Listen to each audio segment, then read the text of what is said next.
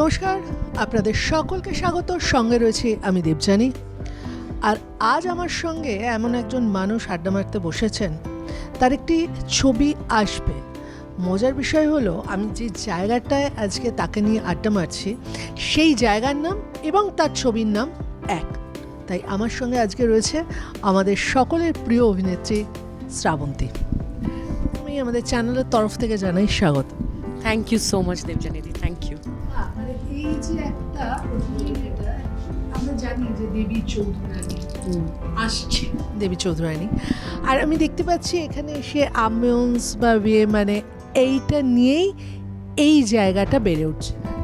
আমি মানে খুবই কি বলবো এক্সাইটেড, কারণ আমি প্রথমবার কোনো ছবির নাম নিয়ে, আর অবভিয়াসলি এটা একটা হিস্টোরিক্যাল ক্যারেক্টার যেটা বঙ্কিমচন্দ্র চট্টোপাধ্যায়ের লেখা। তো সেই ছবিটার নাম দেবী চৌধুরানী। সেই দেবী চৌধুরানীর নাম ইন্সপায়ার হয়ে সেটা নিয়ে একটা রেস্টুরেন্ট ওপেন হয়েছে, আর যেটা একেবারে বাঙালি খাবার, মানে কিউজিন পুরো বাঙালি। তো আমার ভীষণ ভালো লেগেছে। তো এখন তো দেবী চৌধুরানী আমি, ওই জন্য এই মুহূর্তে আমি ক্যারেক্টারটা আমি এরকম। দেবী চৌধুরানী অনেকে আছে, অনেকেই আছে, দেবী চৌধুরানীরাই রাজ করছে। একদমই তাই, নারী শক্তি রাজ করছে আমি মনে করি। বিভিন্ন রূপ, বিভিন্ন নাম, তো তার মধ্যে একটা নাম দেবী চৌধুরানী। তো সেই ছবিতে আমি অ্যাজ এ দেবী চৌধুরানী আছি, আর সেই নামটা নিয়ে একটা রেস্টুরেন্ট হয়েছে। তো খুব ভালো লেগেছে। আমি আমাদের যে রেস্টুরেন্টের ওনার ত্রিপর্ণাকে আমি অসংখ্য ধন্যবাদ জানাতে চাই, কংগ্র্যাচুলেট করতে চাই যে এরকম একটা নাম নিয়ে এত সুন্দর একটা রেস্টুরেন্ট ওপেন হয়েছে, করা হয়েছে। যিনি করেছেন আর কি ওনার, তিনিও মহিলা। একদমই, সেই জন্যই তো আমাদের বলছি যে নারী শক্তি। আর সেটাই আমার খুব ভালো লেগেছে যে একজন মহিলা, একজন এন্টারপ্রেনিউর যে মানে একটা এরকম ইনিশিয়েটিভ নিয়েছে যে একজন মহিলা স্বাধীনতা সংগ্রামীর নাম নিয়ে একটা রেস্টুরেন্ট করা আর কি। Hats off, seriously. এবার ফিরে আসি একটু এই ছবিটা নিয়ে। মানে অনেক দিন ধরেই একটা ছবি থাকে না, যে ছবিগুলো ভীষণ চর্চার কেন্দ্রবিন্দুতে আসে। মানে উপন্যাস যখন ছিল, এবং এর আগেও এটা নিয়ে ছবি হয়েছে, এবং এই উপন্যাস, এই চরিত্র, এবং বারবার আমরা দেখেছি সময়ের প্রচুর পরিবর্তন হয়েছে। সময়ের অনেক কিছু পরিবর্তন হলেও এই চরিত্রটা চিরকালীন। মানে মনুষ্য সমাজ যতদিন থাকবে এই চরিত্রটা ততদিন থাকবে। সেরকম একটা চরিত্র, সেখানে তোমার অভিনয় সেই চরিত্রে, এবং এটা নিয়ে বোধহয় তুমি অনেক ছবি করেছো, সেটা নিয়ে বোধহয় এত তোমাকে এফর্ট দিতে হয়নি। এই ছবিটা নিয়ে যেভাবে নিজেকে প্রিপেয়ার করলে। দেখো, সত্যি কথা বলতে গেলে এখনকার জেনারেশনের নয়, যেহেতু এটা একটা হিস্টোরিক্যাল মুভি, একটা পিরিয়ড মুভি, আর সেগুলো অনেক কিছু মেনটেন করে আমাদেরকে সেগুলো মাথায় রেখে, সেটা লুক বলো, ডায়লগ থ্রোয়িং বলো বা এক্সপ্রেশন বলো, এভরিথিং এগুলো দেখে করতে হয়েছে। অ্যান্ড থ্যাঙ্কস টু আমাদের ডিরেক্টর শুভ্রজিৎ দা, খুবই হেল্প করেছেন। উনি রিসার্চ করেছেন প্রপার দেবী চৌধুরানীকে নিয়ে। আর সব থেকে বড় সাপোর্ট আমি পেয়েছি বুম্বাদা, আমাদের সবার প্রিয় প্রসেনজিৎ চ্যাটার্জি। বুম্বাদা খুব সাপোর্ট করেছেন, এখানে ভালো ভালো অনেকেই কাজ করেছেন। তো ওভারঅল সত্যি আমার জন্য খুবই টাফ ছিল, কারণ আমি কোনোদিনও তলোয়ার চালাইনি, আমি কোনোদিনও ঘোড়ায় মানে হর্স রাইডিং সেইভাবে আমার জানা ছিল না।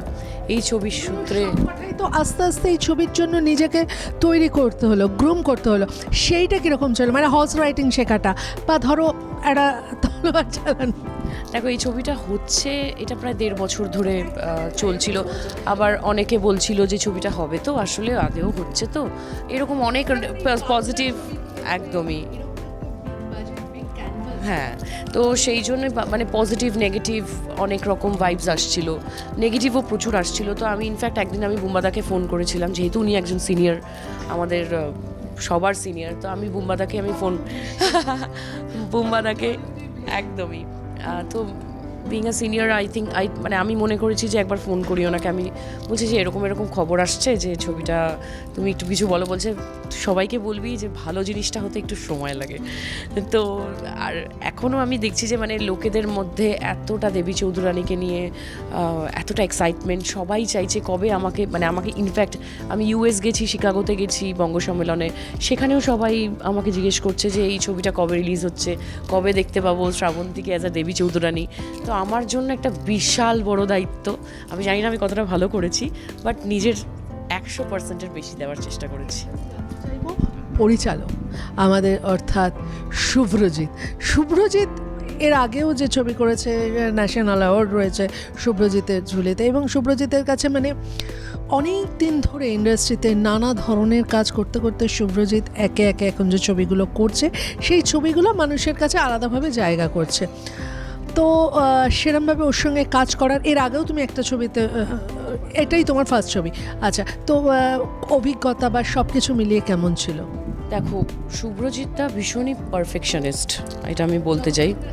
নিখুঁত, মানে জিনিসটা একদম মনের মতো হতে হবে, ততক্ষণ না সেই শটটা নিয়ে যাবে।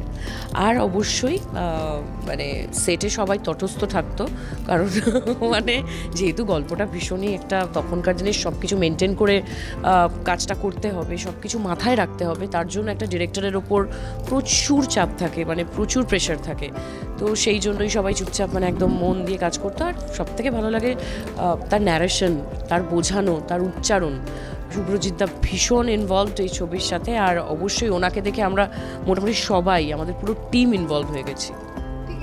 এই যে উচ্চারণ ন্যারেশনের যে প্রসঙ্গটা আনলে, ওই সময় ওই পিরিয়ডটা মানে অ্যাকচুয়াল তোমাকে কিভাবে কথা বলা, ওইটাও তো রপ্ত করতে হয়েছে, ওই অ্যাকসেন্টটা, ওটার জন্য কি প্রিপারেশন ছিল? এবং আমি জানি, আচ্ছা এখানে একটা ব্যাপার আছে, শায়ন্তী ভীষণভাবে নকল করতে পারে। শায়ন্তী একটা ঝলক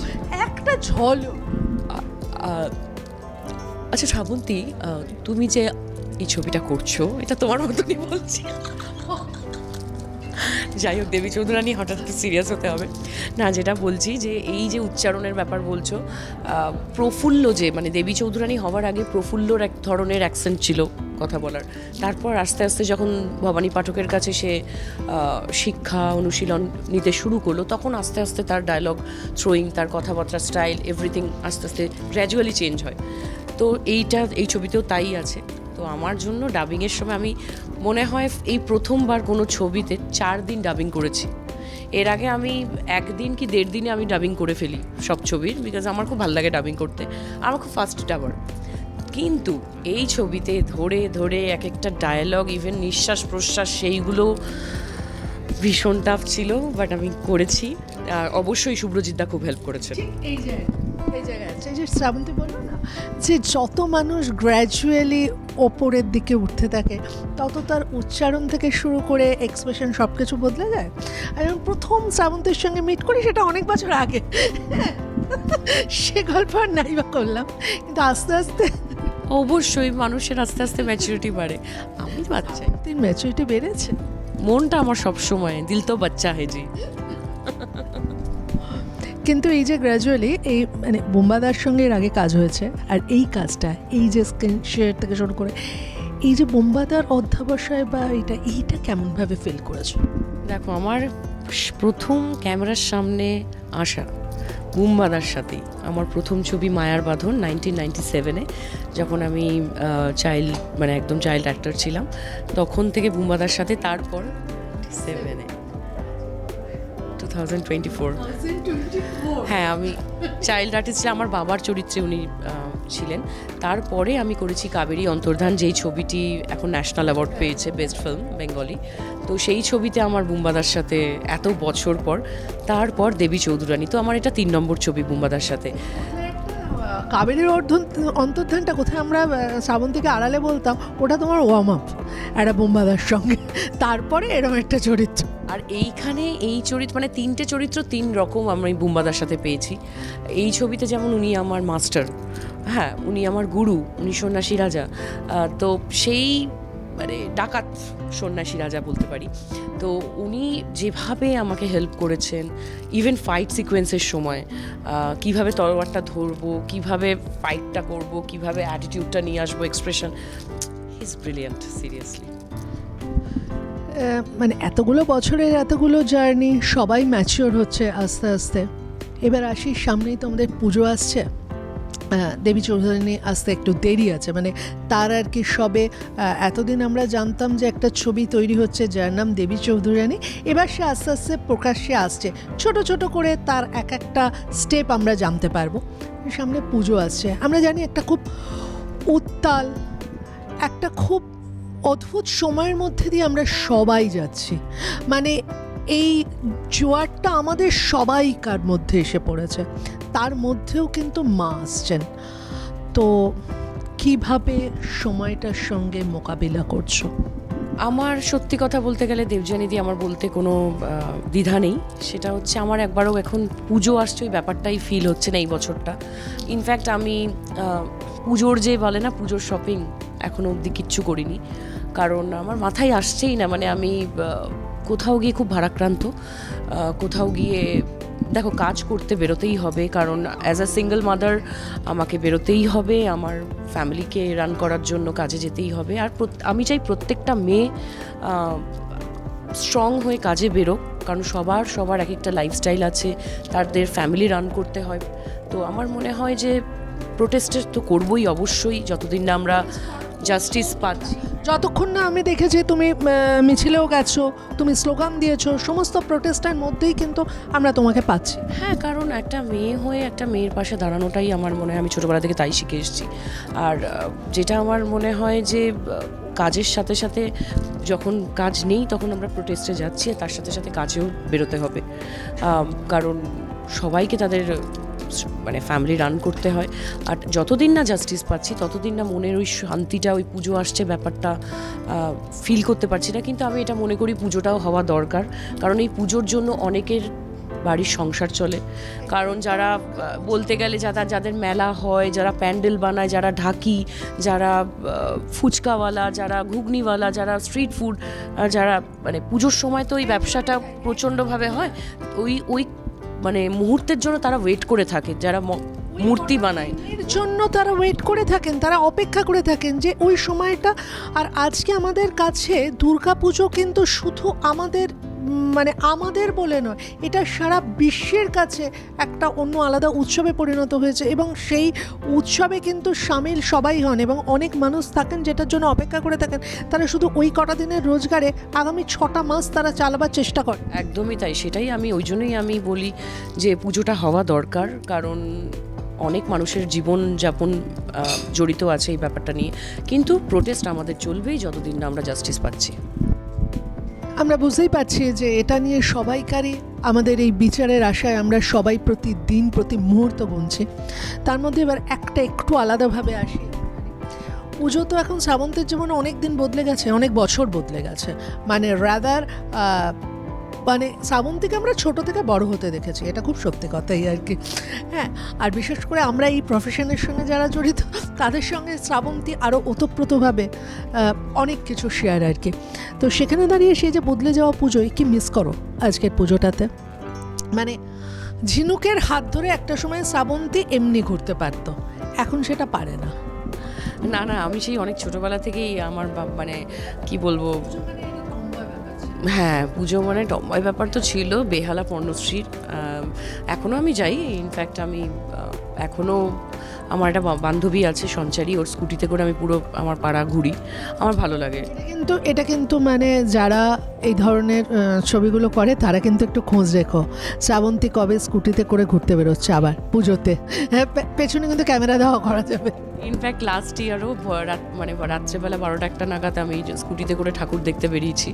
আমার খুব ভালো লাগে, মানে ওই প্যান্ডেলগুলো সুন্দর সুন্দর প্যান্ডেল, দেখো সবাই এত কষ্ট করে সাজায়, তো আমার ওইগুলো দেখতে ভালো লাগে। তো আমি যে ওই স্কুটি করে হেলমেট পরে ঠাকুর দেখতে গেছি। এই বছরও ইচ্ছা আছে বেহালা পর্ণশ্রীতে আমরা কিছুটা সময় বাড়িতে কাটে, কারণ আমার সব স্কুলের বন্ধুরা ওখানে আছে, আমার পরিবার আছে। তো আর বানাতে তো অবশ্যই বড় করে পুজো হয়। তাছাড়াও আমি বেহালা বর্ণশ্রীতেও পুজো একটু কাটাই, সময় কাটাই। ইভেন আমার চেনা জানা ফুচকাওয়ালার থেকে ফুচকাও খাই। সেটা কোথায় আছে সেই ফুচকাওয়ালাটা? বর্ণশ্রীতে লালাদার ফুচকা খাই, সঞ্জয়দার ফুচকা খাই। আচ্ছা, একদম নাম ধরে ধরে কিন্তু দাদাদের থেকে চেনে আমায়। তারা কিছু বলে না? আচ্ছা, তারা এই যে ফুচকাটা খাও যখন, তারা এরকম বলে না, আচ্ছা শ্রাবন্তী এসো একটা সেলফি তুলে ওটা বাঁধিয়ে রাখে না? না গো, এটা আমার একটা ওরা যে ছোটবেলা শ্রাবন্তীকে দেখেছে সেটাই আর এখনো সেইভাবেই। ওখানে তো আর আমি শ্রাবন্তী না, ওখানে আমি গিন্টু। তো ওখানে আমাকে ওইভাবেই ওরা এখনো স্নেহ করে। আর আমিও ওদের ফ্যামিলির ব্যাপারে জিজ্ঞেস করি, কথা বলি, গল্পও করি, বলতে গেলে আড্ডা মারি। এত ভালোবাসে, মানে আমি একদম ছোট্ট থেকে ওরা ফুচকা খাওয়াচ্ছে আমার। ওটা কিরম হয়? এখন তো ফিতে কাটতে যাওয়া থাকে, এখন তো পুজো মাকে না সে তো যেতেই হবে, সেখানে বেশ বডিগার্ড নিয়ে টিয়ে যখন অনেকগুলো মায়ের দর্শন হয়ে যায়, তো সেটা একটা আমি খুব লাকি। ইভেন আমার মতো অনেক আমার কালিগরা, আমার আর্টিস্টরাও লাকি আছে যে এই যে যখন আমরা ইনঅগ্রেট করতে যাই পুজো প্যান্ডেল, তখন অনেক রকম লাইটিং দেখা যায়, অনেক রকম প্যান্ডেল হপিং করা যায়। তো এটাও আমি খুব এনজয় করি। আগেই আমি ঠাকুর দেখা হয়ে যায় বলতে গেলে, এই ঠাকুর দেখা হয়ে যায়, তাই সব নিয়ে। তো এবারে তো শ্রাবন্তী বলেইছে যে পুজোর কোনো সেরমভাবে মার্কেটিং বা কোনো কিচ্ছু হয়নি, কিন্তু তবুও কোথাও একটা মেঘটা দেখলে মানে এক একদিন ওটা তো আমি ভীষণ নেচার লাভার, অ্যানিমাল লাভারের সাথে আমি নেচার লাভার। আমার ভীষণ ভাল লাগে, মানে ওই পেজা তুলোর মতো আকাশটা, মানে বলতে গেলে নীল সাদা পুরো আকাশ, নীলের মধ্যে স্কাইয়ের মধ্যে একদম ওরকম। আর রোদটাও কেমন যেন গোল্ডেন আলো লাগে আমার বিকেল যখন হচ্ছে ম্যাজিক আওয়ারটা আমার। ওই তখনই আমি ইনফ্যাক্ট কালকেই বোধহয় আমার দিদিকে বলছিলাম, দেখ কীরকম পুজো লাগছে, পুজোর একটা গন্ধ আসছে মনে হচ্ছে। পুজোর একটা গন্ধ আসছে, আবারও ফিরে আসছে, কারণ আমরা এই দেবী চৌধুরানীতে বসে কথা বলছি। আর বুঝতেই পাচ্ছেন এই শ্রাবন্তীর দেবী চৌধুরানী হয়ে ওঠা, কারণ শ্রাবন্তীর জীবনে অনেক চরিত্র, যেমন শ্রাবন্তী যখন আমার এটা খুব ভালো মনে আছে, অপর্ণা সেনের সঙ্গে কাজ করেছিল, তারপরে গয়নার বাক্স, তারপরে ইন্টারভিউতে শ্রাবন্তী একটা অসাধারণ কথা বলেছিল আমাকে, বলেছিল যে আমার প্রথম, মানে আমি কোনোদিনও স্বপ্নেও ভাবিনি যে আমি অপর্ণা সেনের সঙ্গে একদম স্টুডিওতে বসে এই স্বীকারোক্তিটা ছিল আর কি। কারণ মানে অবশ্যই রিনাদি একটা গোল্ডেন মোমেন্ট, গোল্ডেন এরার মতন। আমি এরপরে যদি ছবি নাও করি ওনার সঙ্গে, আমারটাতে কিন্তু লেখা থাকবে। একদম তাই, কারণ আমাকে অনেকেই মানে চিহ্নিত করে বলতে গেলে, আচ্ছা তুমি গয়নার বাক্স করেছো না, বিদেশে ধরো গেছি, তো সেটা আমার কাছে খুবই স্পেশাল। আমি যে চরিত্রটা করেছিলাম অসাধারণ, মৌসুমী চ্যাটার্জির ছোটোবেলা, তিনিও একজন লেজেন্ডারি অ্যাক্টর। আর অপর্ণাদি তো অবশ্যই, ওনার সাথে কাজ করা মানে আরও ইন ফিউচার আমি কাজ করতে চাই। তো সব মিলিয়ে কেন দেবী চৌধুরানী এরকম চরিত্র শ্রাবন্তী আরও করবে, তবে এই চরিত্রটাই সত্যি আমরা সবাই অপেক্ষায় আছি। আর যেহেতু পুজো আর এরকম একটা অ্যাম্বিয়েন্স, বুঝতেই পাচ্ছেন পুজোতে আমরা সব কিছুর মধ্যে কিন্তু দেখুন একটু খাওয়া দাওয়া তো করতে মানুষ আসবেই, আর সেটা যদি এরকমভাবে, বুঝতেই পাচ্ছেন আমি ওখানে যেগুলো দেখতে পাচ্ছি এগুলো সব পুজোতে পাওয়া যাবে আর কি। তা শ্রাবন্তীকে নিজে আসবে ফ্যামিলি নিয়ে একবার টুক করে? একদমই, আমি ইনফ্যাক্ট ত্রিপর্ণাকে বলেওছি যে আমার তো যেহেতু আজকে আমি ভেজ, গণেশ চতুর্থী, তো হ্যাঁ, তো সেই জন্য আজকে আমি কিছু সেরমভাবে খেতে পারবো না, বাট আমি অবশ্যই ওকে ফোন করে পুজোর আগে মানে কতটা নিজেকে কন্ট্রোল করতে পারবো আর কি, আমি নিশ্চয়ই আমার বাবা মাকে নিয়ে, ফ্যামিলিকে নিয়ে আমি আসবো দেবী চৌধুরানীতে। আর নেই নামটাই তো আমার নিজের নামের সঙ্গে একটা হোটেলের নাম, হ্যাঁ মানে হোটেল মালিক আর কি, মানে ত্রিপর্ণার পরেই আর কি ত্রিপর্ণা নামটা খুব সুন্দর আর কি, মানে ত্রিপর্ণার পরেই আর কি শ্রাবন্তী আর কি, বোঝা যাচ্ছে। আমিও তো, আমার নামটাও তো জড়িত আছে দেবী চৌধুরানী, তাই না? তা পুজোর খাওয়া দাওয়া কোনো স্পেশাল কিছু ব্যাপার থাকে, যেমন আজ যেমন গণেশ চতুর্থী উপলক্ষে যেমন নিরামিষ ব্যাপার আছে, তখন কি আবার নবরাত্রি চলে না তখন? না না না না না না, আমরা পুরো বাঙালি, তখন প্রপার সব খাই, মানে ওই পুজোর সময় কোনো ডাইটিং ওইসব ভাবিও না, যখন যেটা মনে হচ্ছে সেটা খেয়ে ফেলি। আজকের সাজটা কিন্তু দেবী চৌধুরানীর অসাধারণ। Thank you so much, thanks to Rudra, আমার ডিজাইনার, ও আমাকে পুরো সাজিয়েছে গয়না, যেহেতু আজকে দিনটা ভীষণ স্পেশাল, তো পরে চলে এসেছি। মিলিয়ে আমরা শেষ করছি আড্ডা, এবং আমরা সবাই জানি আমরা অবশ্যই বিচার পাবো, কারণ মা দুর্গা আসছেন, তাই বিচার আমরা পাবোই পাবো। একদমই তাই। আমাদের মানে মা নিশ্চয়ই এই যুদ্ধের প্রতিকার করবেন, আর নিশ্চয়ই আমাদের অভয়া জাস্টিস পাবে। ধন্যবাদ, সবাই ভালো থাকবেন।